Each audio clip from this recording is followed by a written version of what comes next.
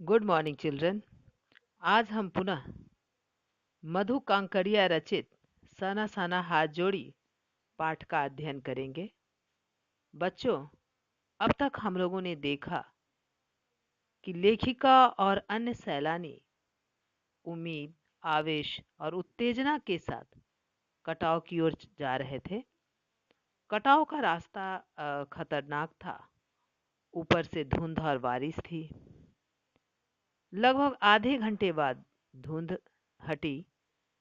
कटाव हिंदुस्तान का स्विट्जरलैंड था। लेकिन स्विट्जरलैंड घूम आई मणि ने कहा कि स्विट्जरलैंड भी इतनी ऊंचाई पर नहीं है और ना ही इतना सुंदर है। वहां पहाड़ों पर ताजा ताजा बर्फ गिरे थे, जो देखने में चांदी से चमकते पहाड़ नजर आ रहे थे। चलिए पाठ का शेष भाग पढ़ें। एकाएक जितेन ने पूछा, कैसा लग रहा है? मैंने जवाब दिया, राम रोज हो। वह उछल पड़ा, अरे यह नेपाली बोली कहाँ से सीखी? लेखिका ने नेपाली भाषा में जवाब दिया, राम रोछो मतलब अच्छा है। तो जितेन भी नेपाली है, तो वह अपनी भाषा सुनकर बहुत ही वो खुशी से चीख पड़ा, जो आपने यह भाषा कहाँ से सीखी? अपनी भाषा के गर्व से उसकी आंखें चमक उठी, चेहरा इतराने लगा। और तभी किसी चमत्कार की तरह हल्की हल्की बर्फ एकदम महीन महीन मोती की तरह गिरने लगी। लेखिका बर्फ देखना चाह रही थी, और फिर पूरा महीन महीन बर्फ से पहाड़ ढक गया। तिम्रो माया सैंधिस मलाई सताओज, तुम्हारा प्यार हमें मुझे सदैव रुलाता है। चहु ओर बिखरी यह बर्फीली सुंदरता जितेन के मन पर भी थाप लगाने लगी थी। जितेन भी यहाँ की सुंदरता को देखकर मंत्रमुग्ध हो उठा था। प्रेम की झील में तैरते हुए झूम झूम गाने लगा था वह। हम सभी सैलानी अब जीप से उतरकर बर्फ पर कूदने लगे थे। यहाँ बर्फ सर्वाधिक थी, घुटनों तक नरम नरम बर्फ। ऊपर आसमान और बर्फ से ढके पहाड़ एक हो रहे थे। आसमान भी एकदम सफेद और बर्फ से ढका हुआ पहाड़ सब एक लग रहा था।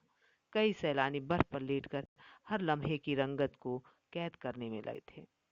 मेरे पांव झनझन करने लगे थे, पर मन वृंदावन हो रहा था। लेखिका का मन एकदम खुशी से झूम रहा था। भीतर जैसे देवता जाग गए थे। लेखिका को जैसे लग रहा था कि प्रकृति से एकात्म करने के साथ जैसे देवता से एकात्म हो गया हो। ईश्वरीय आभा से वह दीप्त हो उठी थी। ख्वाहिश हुई कि मैं बर्फ पर लेटकर इस बर्फीली जन्नत को जी भर कर देखूं। लेखिका यहाँ लेट करके इस सुंदरता को, सृष्टि की रचना को देखना चाह रही थी। पर मेरे पास बर्फ पर पहनने वाले लंबे लंबे जूते नहीं थे। मैंने चाहा कि किराए पर ले लूं, पर कटाओ, युमथांग और झागू लेक की तरह टूरिस्ट स्पॉट नहीं था। लेखिका यहाँ जूते लेना चाह रही थी, लेकिन यहाँ पर कोई दुकान नहीं था कटाओ में, जिसके कारण वह बर्फ पर चलने का वह सौभाग्य जुटा नहीं पाई। इस कारण यहाँ झांगू की तरह दुनिया भर की तो क्या एक भी दुकान नहीं थी।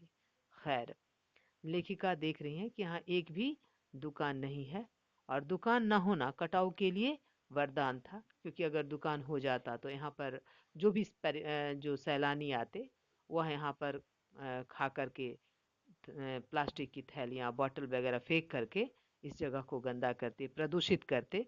तो यहाँ पर दुकान का नहीं होना इसके लिए वरदान ही था। चलिए बच्चों, गृह कार्य नोट करें। हिंदुस्तान का स्विट्जरलैंड कटाओ के अद्भुत सौंदर्य का चित्रण कीजिए, जहां सैलानी आनंद विभोर हो उठे। दूसरा प्रश्न, कटाव पर किसी भी दुकान का न होना वरदान है, कैसे? चलिए, आज के लिए इतना ही। धन्यवाद।